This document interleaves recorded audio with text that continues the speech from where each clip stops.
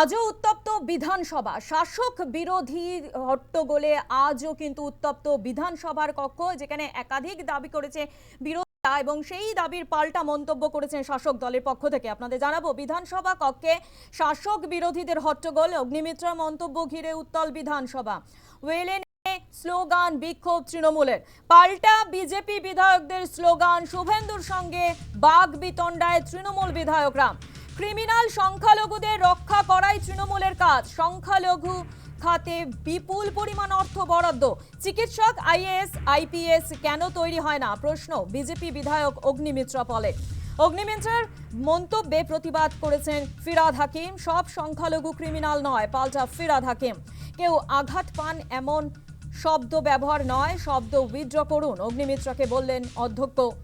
কি বলেছেন অগ্নিমিত্রা পাল, শোনাবো আপনাদের।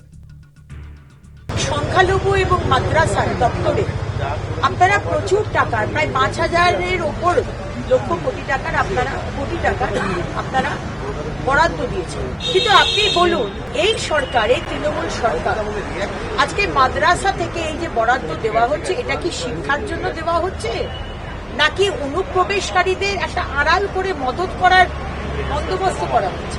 কেন আপনি বলবেন? কারণ আমার প্রশ্ন, এই মাদ্রাসা থেকে যারা স্টুডেন্টসরা গ্রাজুয়েট হয়ে বেরোচ্ছে, তারা কি doctor, engineer, IAS, IFS, IRS, কি বড় বড় অফিসার্স, ডব্লিউবিসিএস, কি সায়েন্টিস্ট হচ্ছে? কি হচ্ছে না। কারণ কি এই সরকার এই সংখ্যালঘু সম্প্রদায়ের বাচ্চাদেরকে ভুল বুঝিয়ে নন সায়েন্টিফিক, নন মডার্ন এডুকেশন দিয়ে তাদেরকে ক্রিমিনাল বানাবার চেষ্টা করছে। এটা তো সত্যি। আজকে ফিরহাদ হাকিম মহাশয় বলছেন আপনি ক্রিমিনাল বলেছেন। না, ক্রিমিনাল আপনারা বানাচ্ছেন।